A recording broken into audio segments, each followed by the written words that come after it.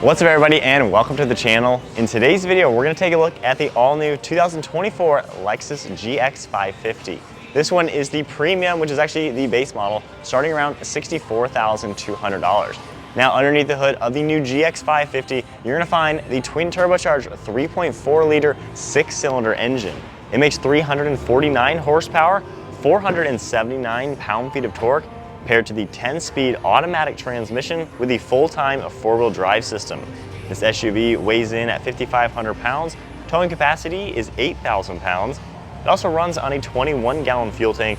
You're going to expect 15 miles per gallon in the city with 21 out on the highway. This off-road focused luxury SUV can even do 0 to 60 in 6.5 seconds, top out at 109 miles per hour. And then for dimensions, overall length is 197 inches. Wheelbase is about 112 inches, width is 83, and height is 75.5 inches. Approach angle is 26 degrees, breakover angle and departure angle are 23 degrees. Now moving on to the exterior styling with the new GX550. It has that luxury vibe along with that off-road look as well. You're gonna see the really cool looking LED headlights with a nice daytime running light in them. They have a blacked out housing to give it that menacing appearance. And then we get that massive hourglass shape on this front grille. You can see the dark trim to it. And then I like how you're gonna have body color down below and a ton of openings to allow a ton of cooling to that engine. We have our Lexus badge right in the center, and then plastic material down below along with this trim piece just to give it that more rugged design for when you are hitting the trails.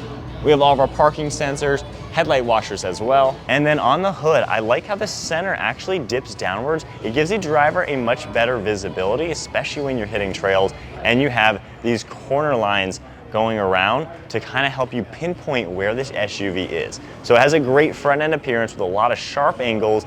Moving to the side, you can see the body color on these fender flares that protrude outwards. It has a nice bulge to it, giving it that wider appearance. We have a nice set of 20-inch wheels in a gunmetal gray, and I just really like how all the lines come together.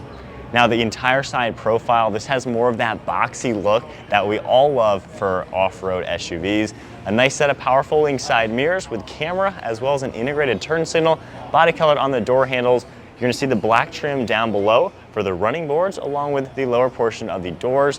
And then you can see black trim all surrounding the windows, and I really like this prominent body line through the entire side profile. You're also gonna see how the glass cuts upwards as we get into that third window, just giving it a pretty unique design to it. And then of course the same fender flares in back have some edges to them. Now, as we make our way in back, you can also see this black trim piece to kind of separate the roof from the rest of the vehicle. And then at the back, I love the LED taillight bar. It looks so cool. Definitely has a futuristic and modern appearance. Lexus written out right in the center.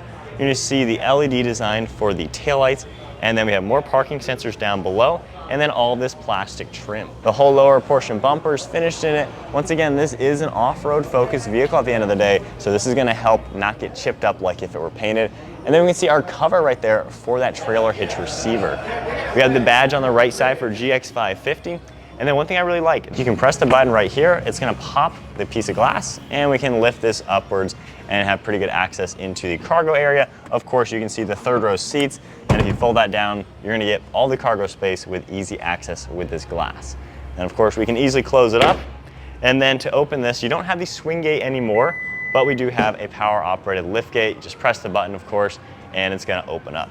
Now this particular vehicle is pre-production, so this big thing here, just disregard it. We do have the manual folding third row seats. So with them down, this is pretty similar to the Toyota 4Runner, the current model year. This wheelbase is only about 3 inches longer than the 4Runner. So if you're curious about the sizing of this SUV, kind of think 4Runner just a little bit bigger, but you're gonna have a pretty good amount of space in here with that third row seat down, which I really like. It seems like this is gonna be a very useful cargo area. Now, if we wanna go ahead and close this, we have the lock one as well as just the standard one. Pressing that, we can automatically close the lift gate. Now, moving on to the rear seat space, let's take a look at what you're gonna see. So the second row here can seat 3 people pretty nice and comfortably. So if I grab the recline lever, this is how you're going to get them up. So as you can tell, they kind of just fold upwards, so there's no real storage underneath them like in some SUVs, but that is how you're gonna get them out of the way. So then to pull up this third row, you can just pull the lever and then quickly manually do that.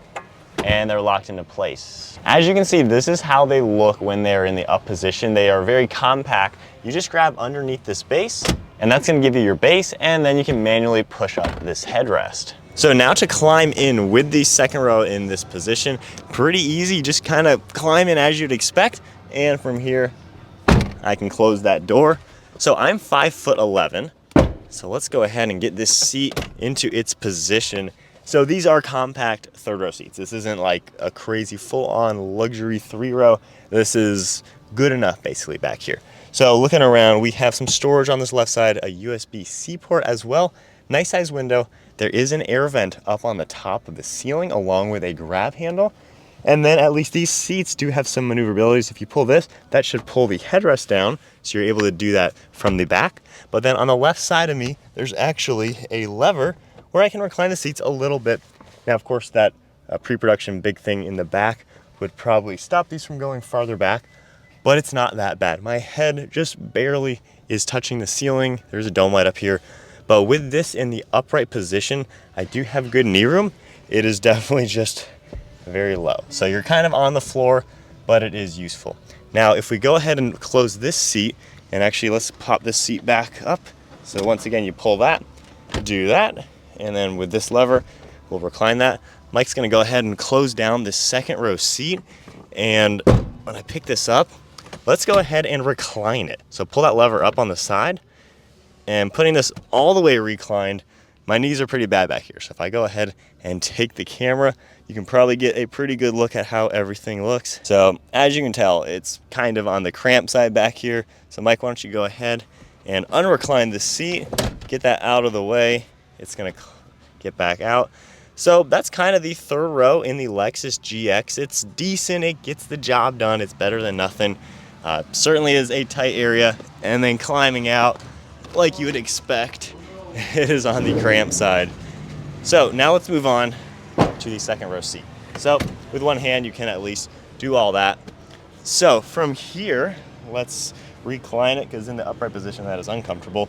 All the way reclined, this is a pretty nice place to be, honestly. Now, we've had comments in the past saying there doesn't look to be any leg room. Again, 5'11". With it reclined, I have a ton of headroom. I mean, like 6 or 7 inches. There are air vents right in the ceiling, grab handles as well. And then let's have Mike go to the front seat now and kind of get his thoughts on sitting there in a position versus how I am. So yeah, this is definitely upright for me. I need to recline a little bit, maybe move it back some. At 5'10", this is probably where I'd be pretty comfortable. All right, so then with that, let's take the camera.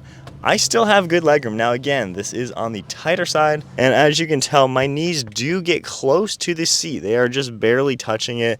So again, it's not the biggest SUV. However, this is plenty comfortable. I'm not actually touching the seat in front of me with my knees. So I could sit back here for many, many hours and be perfectly fine. So I don't think overall you're gonna have any issues. It seems like a comfortable place to be. And as you can see from this side with the better lighting, I mean, I am sitting here pretty laid back and kind of just lounging out in the back. There are some also nice amenities. We have the armrests here with the cup holders. And if I unrecline a little bit, obviously that'll flatten out. But it is a pretty good second row. I would say this is more comfortable than the Toyota 4Runner. You can feel this is a little bit bigger, a little bit more roomy, and I really don't have any complaints. Now in the center, we also have climate controls. You're gonna see the fan speed. You have temperature, mode, auto, all that. And then you have 2 USB ports down below. So overall, it is a nice second row seat. I don't have any complaints.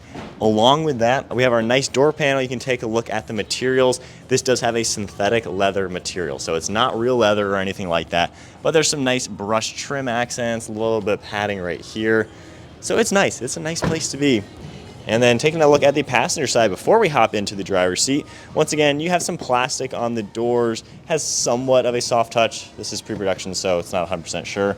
And then you're gonna see the synthetic leather material on the seats, which does have a pretty cool look to it. And then we have that nice big flat dashboard. All right, so now sitting into the driver's seat, let's go ahead and fire it up. Got some chimes going on. Nice screen turning on with the massive Lexus logo and everything. So sitting in here, in pictures and on camera, it does look kind of plain. In person, this feels nice. It feels luxurious. The screen is integrated into the dashboard very well with this big bezel.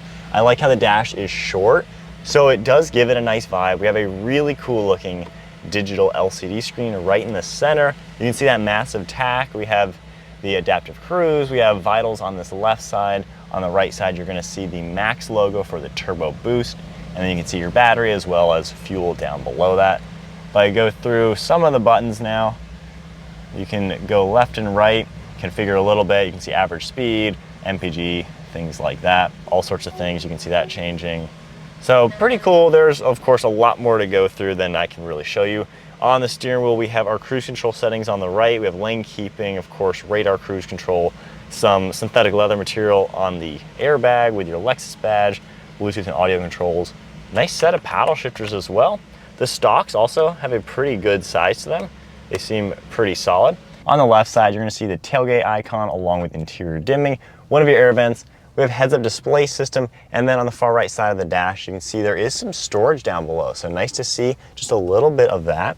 And then moving to the infotainment screen, pretty nice. I like the little colors right in here for temperatures. You can easily configure your different zones, heated, ventilated seats, heated steering wheel.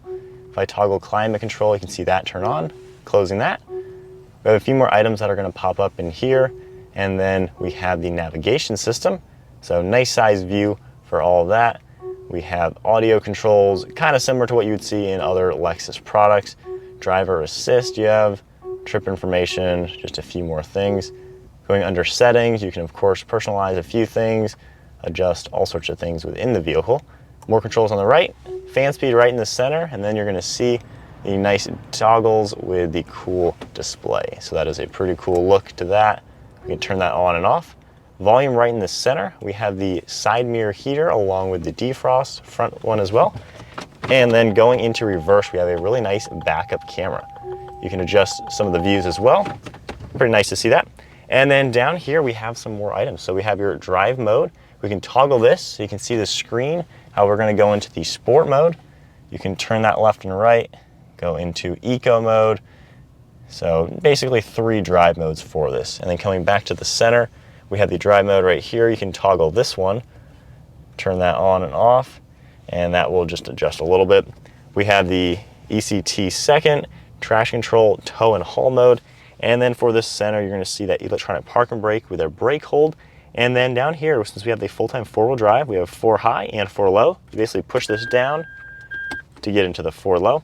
And then we have the center locking differential.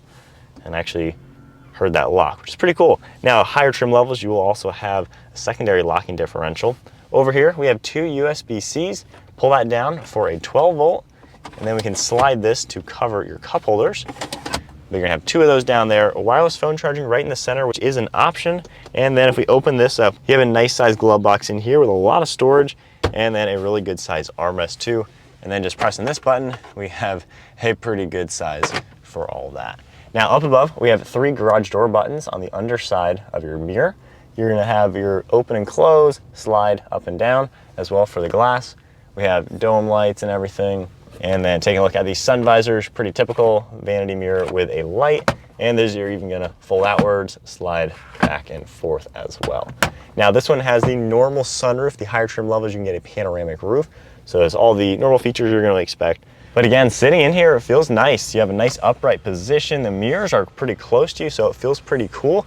Nice squared off windows. And again, that hood, how you have the bumps on the left and right side and the flat spot down below, it gives you, it's kind of long hood, I would say. It feels pretty long when you're sitting in the driver's seat, but it makes it to where I'm gonna be able to pinpoint this SUV if I am off-roading. And then let's take one last look as I hop out. Pretty good size to where it's not that hard getting in and out.